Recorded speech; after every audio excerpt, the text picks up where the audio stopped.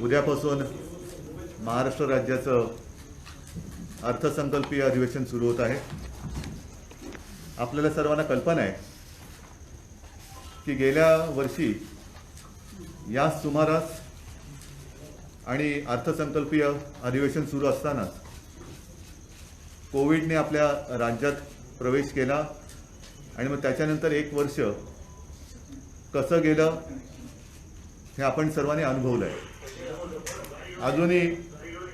अजूनही कोरोनाचा धोका काही गेलेला नाही, किंबहुना तो परत थोडासा वाढताना दिसतोय। त्या निमित्ताने मी आणि आपले सरकार आणि माझे सर्व सहकारी आटोकाट प्रयत्न करत आहेत, जनतेला काही सूचना देत आहेत। आरोग्याच्या दृष्टीने सोयी सुविधा जिथे वाढ करण्याची गरज आहे ती वाढ सुद्धा आम्ही करतो आहोत। एकूणच पहिला अनुभव लक्षात घेतल्यानंतर दुसरी लाट जास्त वाढू न देता थोपवण्याचा प्रयत्न आपण करतो आहोत आणि जिथे जिथे रुग्णसंख्या वाढते आहे तिथे उपचारांची व्यवस्था आपण करतो आहोत। कुठेही काही कमी पडू द्यायचं नाही या जिद्दीने सरकार या कोविड परिस्थितीचा सामना करते। 8 तारखेला आपल्या राज्याचे उपमुख्यमंत्री आणि अर्थमंत्री माननीय अजितदादा अर्थसंकल्प सादर करतील आणि मग त्या अधिवेशनात इतर सुद्धा काही विधेयक वगैरे जे आहेत, मग एकूण कामकाज कसं असतं काय असतं याची आपल्याला कल्पना आहे।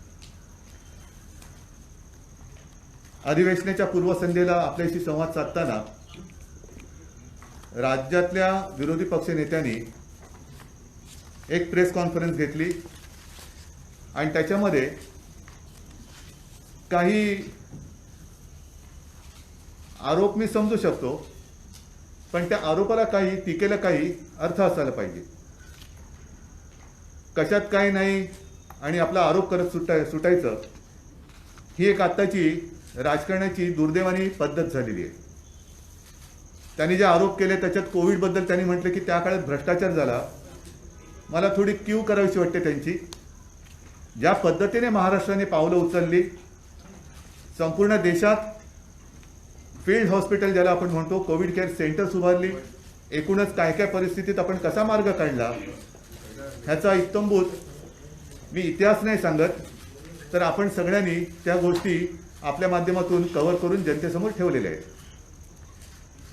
क्यू एवढ्यासाठी वाटते की ज्या लढ्याचं किंबहुना धारावी पॅटर्नचं जागतिक पातळीवरती कौतुक झालं, हे कौतुक तुम्ही सरकारचं म्हणून करू नका, पण त्या युद्धामध्ये ज्याला आपण कोविड योद्धे म्हणतो त्यांची तुम्ही थट्टा करताय।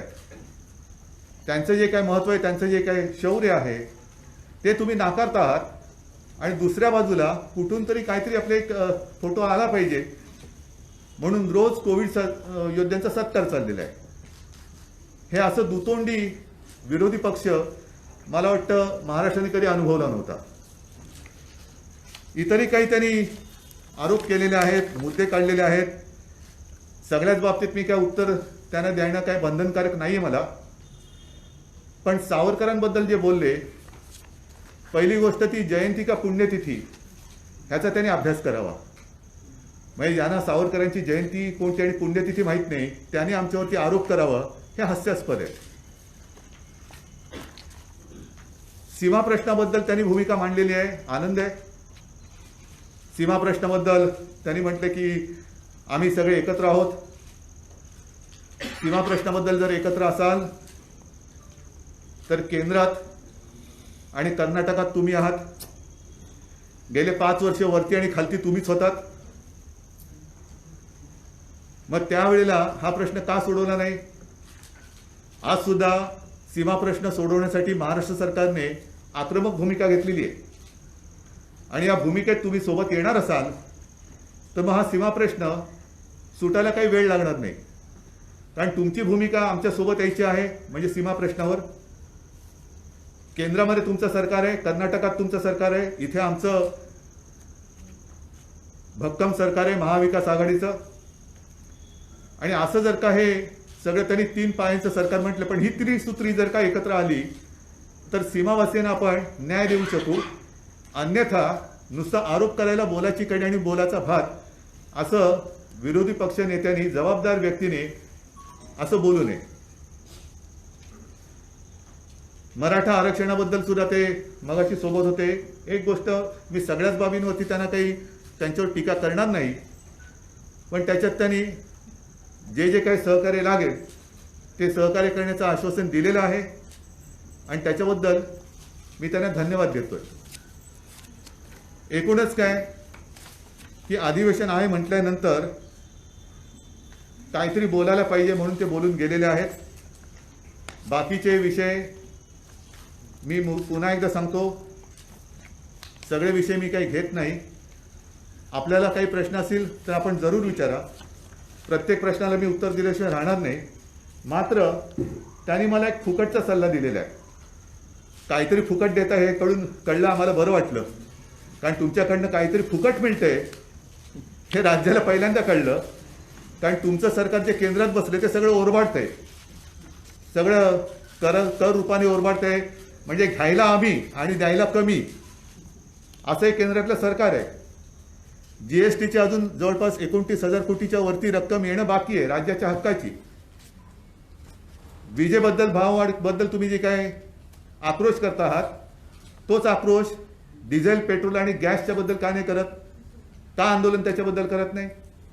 डिझेल पेट्रोलचे भाव आपल्याला सर्वांना कल्पना आहे की जेव्हा मोदींचं सरकार पहिल्यांदा सत्तेवरती आलं तेव्हा जो काही भाव होता तो 71 रुपयाच्या आसपास होता.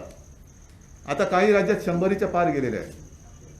म्हणजे आम्ही विराट कोहलीची सेंचुरी बघतो, सचिन तेंडुलकरची पाहिली, धोनी, सगळ्यांच्या सेंचुऱ्या पाहिल्या, पण पेट्रोलची सेंचुरी हे प्रथम अनुभवतो आहोत. आणि त्याच्यामध्ये सुद्धा त्यांनी सेस वाढवलेला आहे. म्हणजे मी जर काय चुकत असेल तर अर्थमंत्री जी बाजूला बसलेले आहेत, दादा मला मी चुकीचं बोललो तर तुम्ही करेक्ट करा. आपण जे काय कर लावलाय त्यांनी सांगितलं ते कर कमी करा, पण आत्ताची जी भाववाढ केलेली आहे त्याच्यामध्ये राज्याच्या वाट्याला काही वाढून मिळालं नाहीये. त्यांनी अशा पद्धतीने कर लावलाय की त्यांच्या तुंबड्या भरणार आहेत. आणि मग जेव्हा 2014च्या आधी काँग्रेसचं सरकार होतं तेव्हा आंतरराष्ट्रीय बाजारपेठेत प्रति बॅरल त्याची किंमत $106 प्रति बॅरल होती. आता किती झालेली आहे तो पण आकडा आहे माझ्याकडे. आता तो पण आकडा आहे, तो पण काढतो मी या ह्याच्यात ना.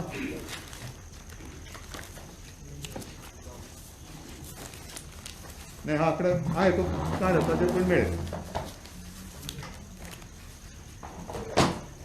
त्याच्यानंतर त्यांनी जी सांगितलेलं आहे की कर्जमुक्ती अजूनही अर्धवट राहिलेली आहे. त्यांच्या वेळेची म्हणजे तेव्हा आम्ही त्यांच्यासोबत होतो ती कर्जमाफी ही आत्तापर्यंत चालू होती.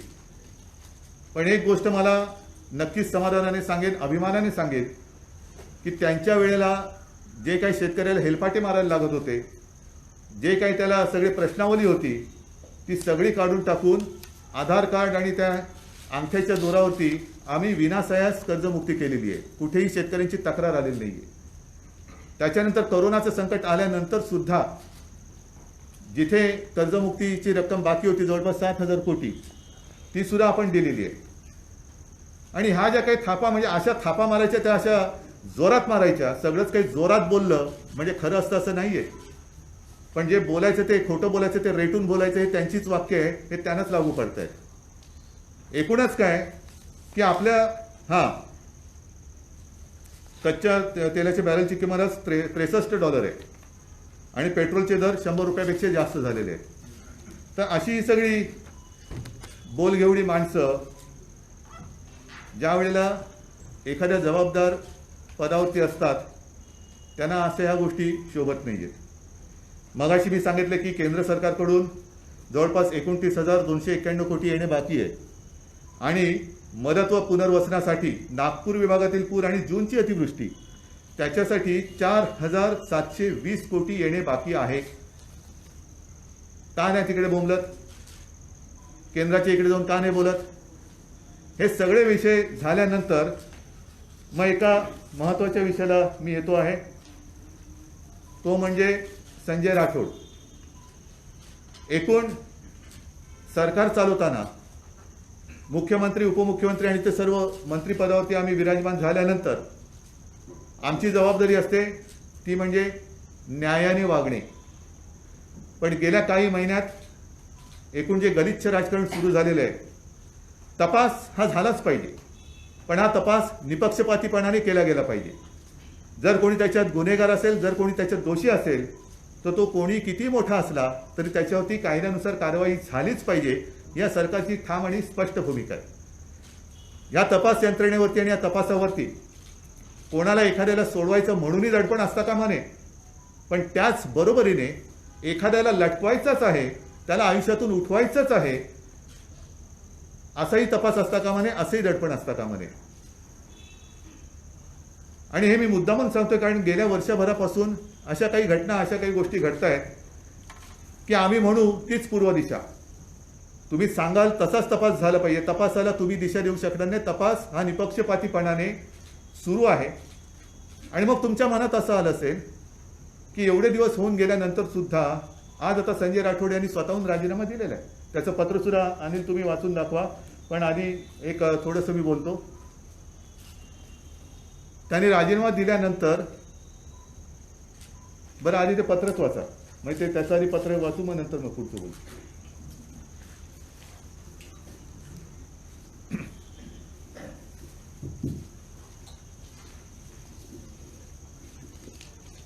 माननीय श्री उद्धवजी ठाकरे, मुख्यमंत्री महाराष्ट्र राज्य यांचे जय महाराष्ट्र. अत्यंत व्यथित अंतःकरणाने मी हे पत्र आपणास लिहित आहे. आपण माझ्या भावना समजून घ्याल असा विश्वास आहे. गेल्या काही दिवसापासून माझ्या भोवती दिवंगत पूजा चव्हाण यांच्या मृत्यूचे वादळ घोळवत आहे. पूजा चव्हाण यांचा मृत्यू दुर्दैवी आहे. त्यांच्या मृत्यूचा निपक्ष तपास व्हावा व सत्य बाहेर यावे अशी माझी ठाम भूमिका आहे. पण या सर्व प्रकरणाचे राजकीय भांडवल करून राज्यातील विरोधी पक्ष माझ्या चरित्रावरती बेछूट चिखलफेक करीत आहे. सरकारला बदनाम करण्यासाठी मोहीम राबवत आहे. विधानसभा चालू न देण्याची त्यांची भूमिका लोकशाहीच्या दृष्टीने चिंताजनक आहे. या सर्व प्रकरणी दिवंगत पूजा चव्हाण व तिच्या कुटुंबियांची बदनामी विरोधक करत असून महाराष्ट्रात अशा खालच्या स्तराचे राजकारण कधीच झाले नव्हते. मी आपल्या मंत्रिमंडळात कॅबिनेट मंत्री म्हणून काम करीत असलो तरी सगळ्यात आधी एक कडवट शिवसैनिक आहे. आपण माझ्यासारख्या शिवसैनिकाला मंत्रिमंडळात काम करण्याची संधी दिली त्याबद्दल मी आपला आभारी आहे व राहीन.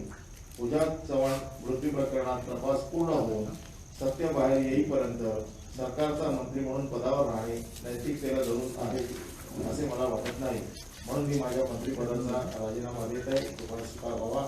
आपला नंबर संजय राठोड. हे संजयनी राजीनामा पत्रात त्याच्या भावना व्यक्त केलेल्या आहेत. ह्या प्रत्येक गोष्टीला अनेक बाजू असतात. एक म्हणजे तुम्ही मनात विचार करत असाल की इतके दिवस का लावले.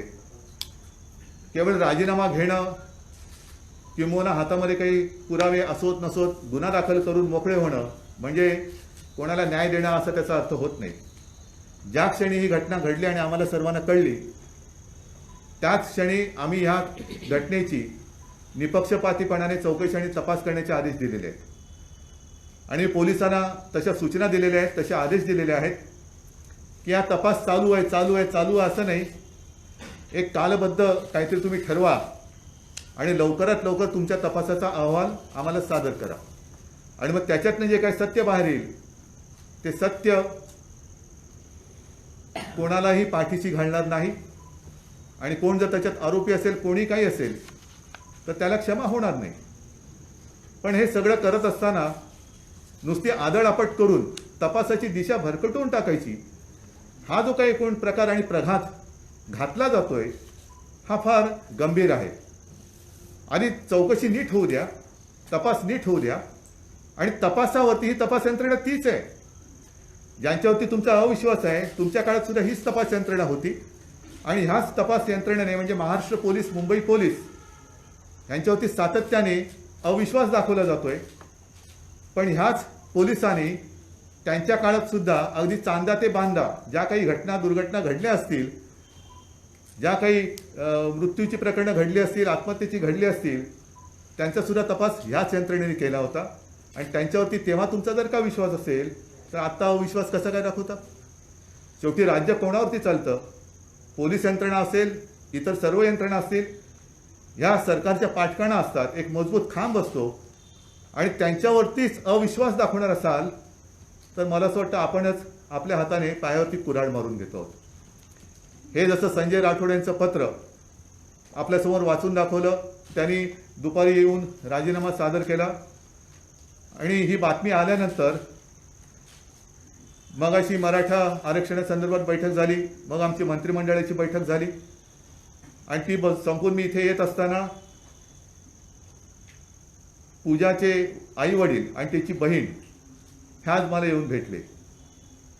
साहजिकच आहे, त्यांच्या डोळ्यामध्ये अश्रू आहेतच, पण ते अश्रू आणि त्यांच्या भावना ह्या मी मुद्दामून तुमच्यासमोर मांडत आहे.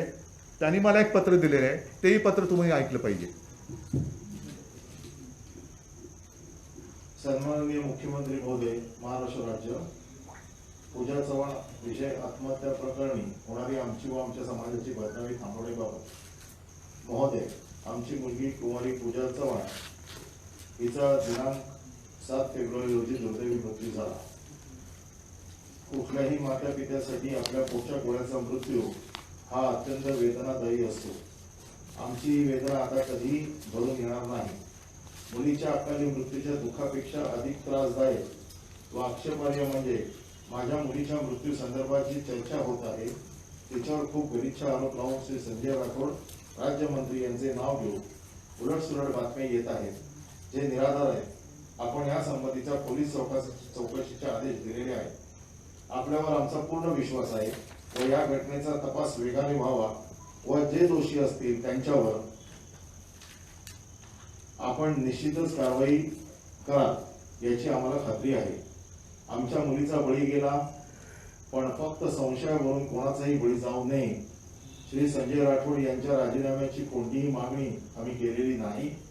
आमची मुलगी गमावली, परंतु या राजकारण करून दररोज होणारे आरोपाने तिचा रोज बळी जातोय. याचे राजकारण करून श्री संजय राठोड यांना आरोपी ठरवून राजीनामा घेऊ नका. तपासामध्ये श्री राठोड किंवा अन्य कोणीही दोषी असल्यास कठोर कारवाई करून न्याय द्यावा, परंतु संशयावरून मुलीवर किंवा कोणावरही आरोप करू नये. श्री संजय राठोड हे समाजाचे नेते आहेत. ते खूप कष्ट करून येथपर्यंत पोहोचलेले आहेत. फक्त संशयावरून त्यांचा बळी घेऊ नये. तपास पूर्ण झाल्यावर दोषींवरती कारवाई करावी. राजकारणामुळे व दबावामुळे घाईघाई कुठलाही निर्णय घेऊ नये.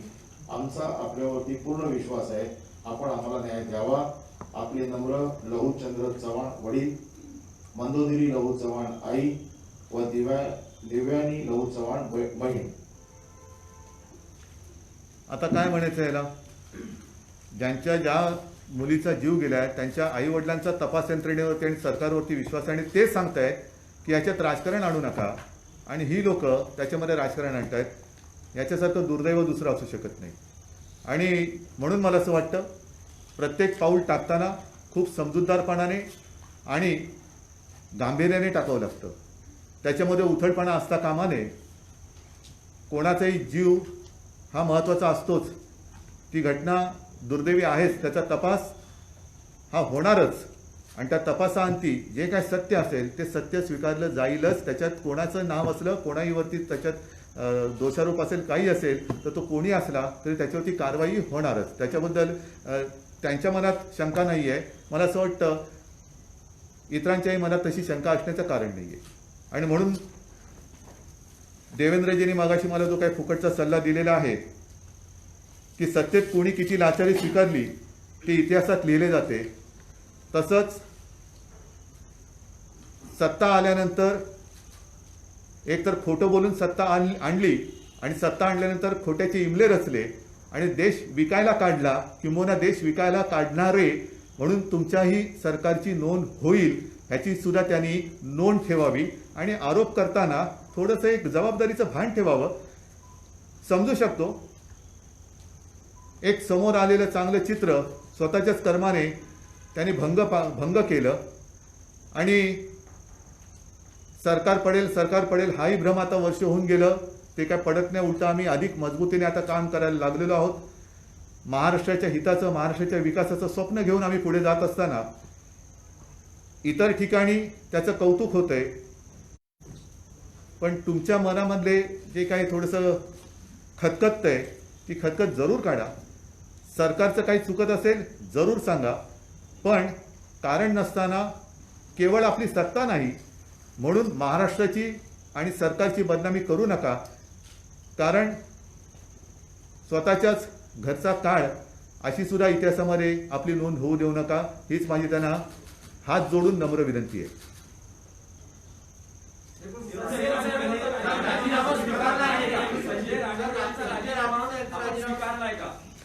राजीनामा दिलेला आहे म्हणजे त्याचा अर्थ काय होतो? नाही, बरोबर आहे. तो म्हणजे तो नुसता काय फ्रेम करून लावण्यासाठी नसतो. तुम्हाला काय वाटलं राजीनामा दिला म्हणजे फ्रेम करून लावू? स्वीकारलेलाच आहे ना त्यांनी, राजीनामा स्वीकारलेलाच आहे. मी पुन्हा तेच सांगतोय, त्यांनी राजीनामा दिलेला आहे आणि तो स्वीकारल्यानंतर तो काही फ्रेम करून लावण्यासारखा नाहीये, पण त्याच्या मागे उगाचच त्यांना लटकवायचंच आहे. अशा पद्धतीने आगपाखड जी चाललेली आहे ती बंद झाली पाहिजे. जे काही तुमच्याकडे पुरावे असतील जरूर द्या. त्याचं जाहीर चव्हाट्यावरती प्रदर्शन केलं, मग न्यायालय आणि तपास यंत्रणा हवी कशाला? तुम्हीच तपास करा आणि तुम्हीच न्यायालय व्हा. तुमच्याकडे काही असतील साक्षी पुरावे, जा ना, तपास काम करणारी जी लोक आहेत त्यांच्याकडे द्या, सादर करा. एक तर या प्रकरणात त्यांच्या आई वडिलांची तक्रार तर नाहीच आहे, उलट त्यांनी या तपास यंत्रणेवरती विश्वास व्यक्त केलेला आहे.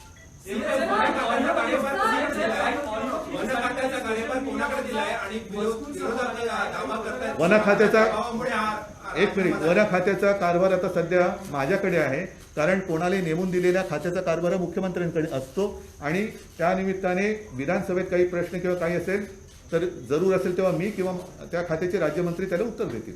नाही तर आम्ही सगळेजण आहोतच.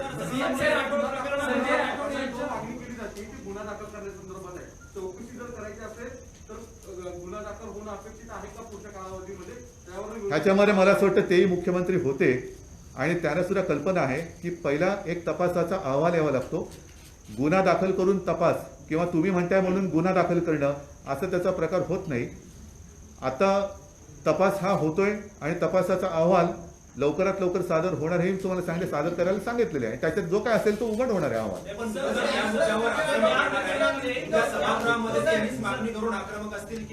त्यांच्याकडे दुसरा मुद्दा काय? दुसरा मुद्दा त्यांच्याकडे काय आहे? दुसरा मुद्दा काय? मग आणखीन एक गोष्ट सांगतो तुम्हाला, आणखीन एक गोष्ट सांगतो. हा मग सांगा ना. नाही, तुम्ही कायद्याविषयी चांगलं बोलत सांगा. या संदर्भात मुंबई पोलिसांनी एडीआर दाखल केलेला आहे आणि त्या एडीआरच्या अंतर्गत ही चौकशी चालू आहे. सीएम साहेब, तुम्ही जसं त्यांच्या आई वडिलांच्या पत्राचा उल्लेख केला तर तसंच त्यांच्या कुटुंबातले काही सदस्य पुण्यातल्या त्या पोलीस स्टेशन त्याने सांगितलं त्यांचा काही संबंध नाही, ते विचारलं. हे त्यांनी सांगितले. मला असं वाटतं ब्लड रिलेशन नाही म्हणजे हा, ते त्यांनी स्वच्छ सांगितलं की त्यांचं ब्लड रिलेशन नाही, हे त्यांच्या आई वडिलांनी सांगितलेले. हा काही तपासाचा अहवाल नाही, त्यांच्या आई वडिलांनी स्पष्ट सांगितलेले.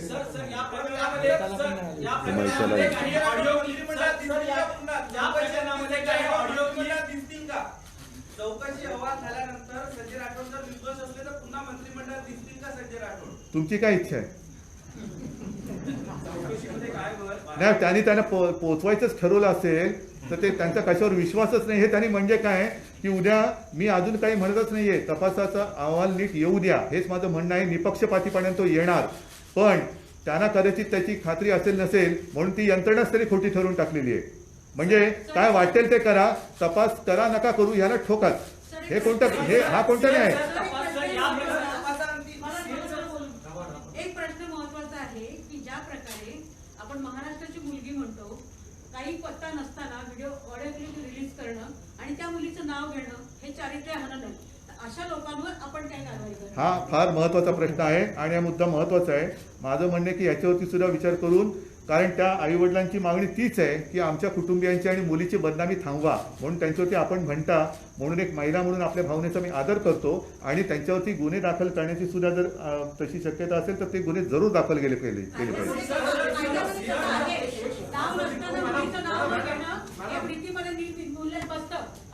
आजवर तुम्ही जेव्हा एखाद्या मुलीचं विनयभंग झाला किंवा नसेल झाला तरी नाव आणि फोटो दाखवणं, त्या कुटुंबाची बदनामी करणं, तेच त्यांचं म्हणणं आहे. मीडियाला पण अधिकार नाहीये आणि राज्य सरकारला आणि विरोधी पक्षांना पण नाही, हे मी पत्रकार असताना सांगते. नाही, आणि ही आभारी आहे. बदनामी तुम्ही थांबवा अशी जरूर आम्हाला जरूर तुम्हाला विनंती. जरूर धन्यवाद ताई. मुद्दा असा होतो की तुम्ही आता ते ऑडिओ क्लिप फिरवणाऱ्यांना गुन्हे दाखल करा म्हणता, त्यांच्याविषयी ऑडिओ क्लिप आहे त्यांच्यावर गुन्हे दाखल होते, ईडीआर फक्त दाखल केला असं सांगताय. हा प्रश्न तिथेही म्हणून मला असं वाटतं ह्याच्यात कोणी आतताईपणा करू नये. ज्या काही कोणाकडे पुरावे असतील काही असेल ते तपास यंत्रणा आहे, त्या तपास यंत्रणेकडे द्यावं.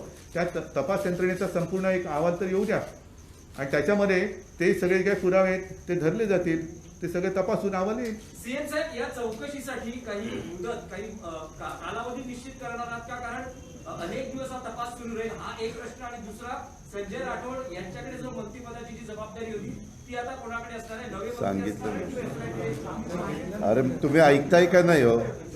मगाशी मुख्यमंत्र्यांनी सांगितलं त्यांच्याकडे. दुसरा प्रश्न असा येतो, तुम्ही संजय राठोड यांचा चौकशी होईपर्यंत राजीनामा घेतला, परंतु धनंजय मुंडे यांच्यावरही अशा प्रकारचे नाही परंतु अशा महिलांवरच्या संदर्भातले आरोप झाले होते. त्यांच्या संदर्भात वेगळी भूमिका आणि संजय राठोड यांच्याबद्दलची वेगळी भूमिका अशी आहे का? त्यांच्याबद्दल ज्यांनी तक्रार केली त्यांनी तक्रार मागे घेतली. पण आणखीन एक गोष्ट तुम्हाला सांगतो, नाही, यातही तक्रार कोणाची नाहीये, याच्यात तर तक्रार कोणाची नाहीच आहे. तरी पण राजीनामा घेतला कारण त्यांनी नैतिकतेला धरून दिलेले की त्याच्यामुळे अधिवेशनच चालू देणार नाही. हा कोणता प्रकार आहे? मग मी आणखीन एका गोष्टीचा जरूर उल्लेख करेन की गेल्याच आठवड्यामध्ये आणखीन एक आत्महत्या मुंबईत झालेली आहे. तिच्याबद्दल कोणीच का बोलत नाही? जर संजय राठोडबद्दल तुम्ही संशय व्यक्त करता म्हणून त्याच्यावर गुन्हा दाखल करण्याची मागणी करतात, ह्या दुर्दैवी घटनेत कुठेही आत्महत्येची म्हणजे सुसाईड नोट नाही, कोणाचे आरोप नाहीत, काही नाही, तरी गुन्हा दाखल करायची मागणी होते आहे. पण दुसरी जी आत्महत्या मुंबईमध्ये झाली त्या आत्महत्येमध्ये 13-14 पानाची सुसाईड नोट आहे आणि त्याच्यामध्ये विशिष्ट नावं लिहिली गेलेली आहेत. आता ती नावं जर का उच्चपदस्थ असतील तर त्यांचाही राजीनामा घेतला गेला पाहिजे आणि मुंबई पोलिसांना तपासाला त्यांना सहकार्य करायला लावलं पाहिजे. अन्यथा जर का ते भारतीय जनता पक्षाचे कोणी असतील तर त्यांना असा कोणाचा छळ करून आत्महत्या करायला प्रवृत्त करायला त्यांच्या वरिष्ठांचा आशीर्वाद आहे का? एका खासदाराने आत्महत्या केलेले 7 टर्मचा खासदार आणि तो 7 वेळा एका मतदारसंघातून जिंकून येतो. जिंकून आल्यानंतर त्याला आत्महत्या करायला मुंबईत येत आहेत आणि दुर्दैवाने त्याच्यात त्यांनी असं म्हटलेलं आहे की इकडे आल्यानंतर इथल्या मुख्यमंत्र्यांवरती आणि पवार साहेबांवरती माझा विश्वास आहे, ते मला न्याय देतील. मग त्याच्यात जी काही नावं दिली आहेत ती जर का भाजपच्या उच्चपदस्थांची असतील तर किंवा कुठल्याही तिथल्या प्रशासकीय अधिकाऱ्यांची असतील तर त्यांना तसा छळ करण्याचा आणि आत्महत्येला प्रवृत्त करण्याचा परवाना भारतीय जनता पक्षाच्या म्हणजे देवेंद्र फडणवीसांच्या नेत्यांनी दिला आहे का? त्यांना आशीर्वाद आहे का? ह्याचं उत्तर मिळालं पाहिजे. कारण जसं इकडे त्या पूजाने आत्महत्या केली तसं त्या डेलकरांनी आत्महत्या केली. महिला आणि पुरुष हा एक फरक आहे. पण डेलकरांनी आत्महत्या केल्यानंतर त्यांचं घर उघडं पडलं. त्यांच्या पत्नी त्या पण निराधार झाल्या, त्या पण महिलाच आहेत. त्यांची बाजू कोण का मांडत नाही? त्यांच्यासाठी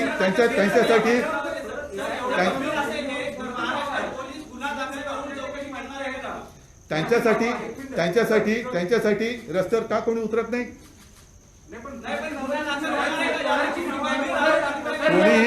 कोणीही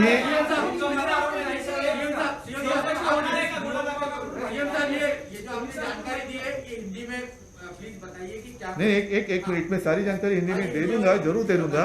लेकिन बात तो ऐसी है कि जिन लोगों के नाम मोहन डेलकर जी के सुसाइड नोट में है, पुलिस तो अपनी जांच करेगी, जरूर करेगी, लेकिन वो तो केंद्र शासित प्रदेश है और इसलिए मैं प्रधानमंत्री जी और केंद्रीय गृह मंत्री जी को भी रिक्वेस्ट करना चाहता हूं कि आप भी वहां की जो भी प्रशासन है उनको निर्देश करिए कि मुंबई पुलिस जब भी आएंगे तो अपना सहकार्य करे. माननीय मुख्यमंत्री जी, डेलकर जी के मामले में चर्चा यह है कि उनका क्रिमिनल बैकग्राउंड रहा है, इसलिए आप सुनकर भी अभी तक जो आपने जांच की है उसमें क्या सामने आया है? नहीं, जांच अभी तक की नहीं है. अगर क्रिमिनल बैकग्राउंड होती या होगी तो उनके ऊपर आप केस कर सकते थे. केस कर सकते थे.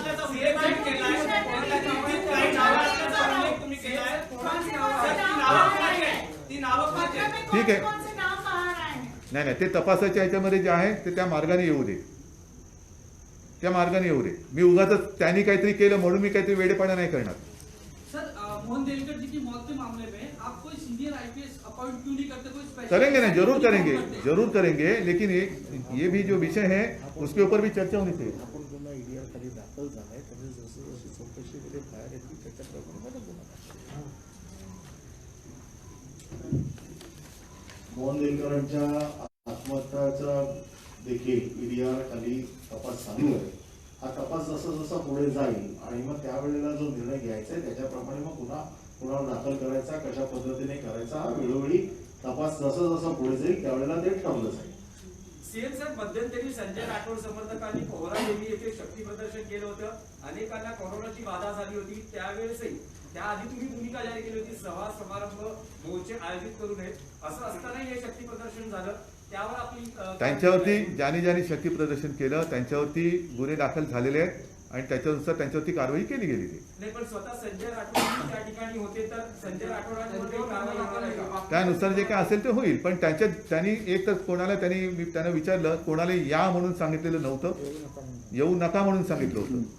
आणि त्यांच्यावरच्या प्रेमाने किंवा काही असेल ती सगळी लोक जमली होती. पण ज्यांनी गर्दी केली त्यांच्यावरती कारवाई झालेली. आज से 10 दिन नहीं जाएंगे कि कोरोना वायरस के केसेस का क्या हो रहा है, और अभी पिछले 4 दिनों से 8000 से ऊपर केसेस आ रहे हैं. मुंबई हो, पुणे हो, नागपुर, सब जगह पे केसेस बढ़ रहे हैं. क्या परिस्थिति, क्या लॉकडाउन की परिस्थिति? लॉकडाउन की नहीं, आप देख रहे हो कि हम तो सारे मास्क लगाकर बैठे हैं. आप लोगों में से कुछ लोगों ने मास्क पहना है, कुछ लोगों ने नहीं पहना है.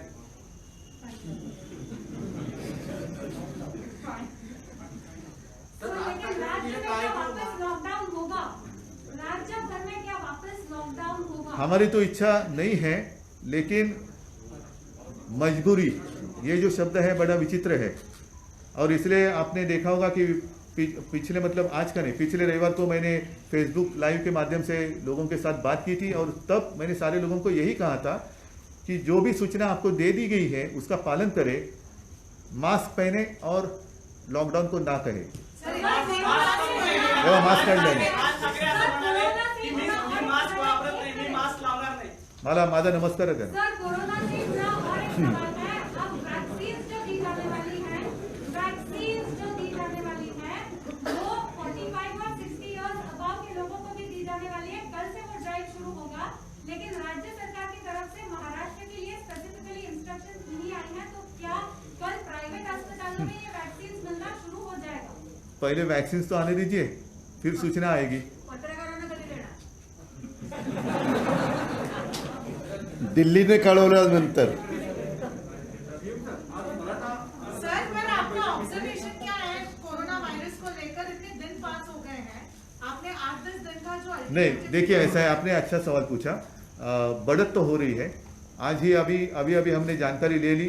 सब जगह बढ़त तो हो रही है. खास कर विदर्भा में अमरावती है, अकोला है, वाशिम आणि यवतमाळ, बुलढाणा. यहाँ पिछले वक्त जब पीक पर थी केसेस, उससे भी ज़्यादा क्रॉस किया है केस ने. तो सारे लोगों ने एक क्या कहे, मास्क तो पहनना चाहिए. जो 3 बातें हैं, वैक्सीन आएगी, जरूर आएगी, लेकिन वैक्सीन लेने के बाद भी मास्क तो पहनना ही होगा. आने वाले कुछ महीनों तक शायद ये सिलसिला जारी रहेगा. और हमें तो थोड़ी सी एक ज्यादा खबरदारी म्हणतो तिथं घ्यावी लागेल. तो मुंबई लोकल ट्रेन को लेकर कुछ सोचा है? चला बस.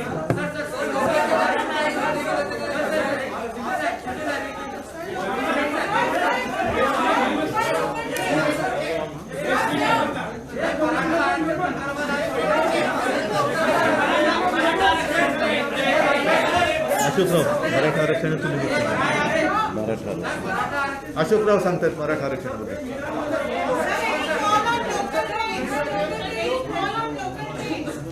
लोकल ट्रेनच्या बद्दल सुद्धा आमची विनंती आहे की सर्व जी कार्यालय आहेत, जसा मी मंत्रालयामध्ये प्रयत्न करतो आहे की वेळा वाटून द्यायच्या, शिफ्टच्या वेळा वाटून द्यायच्या, म्हणजे गर्दी होणार नाही.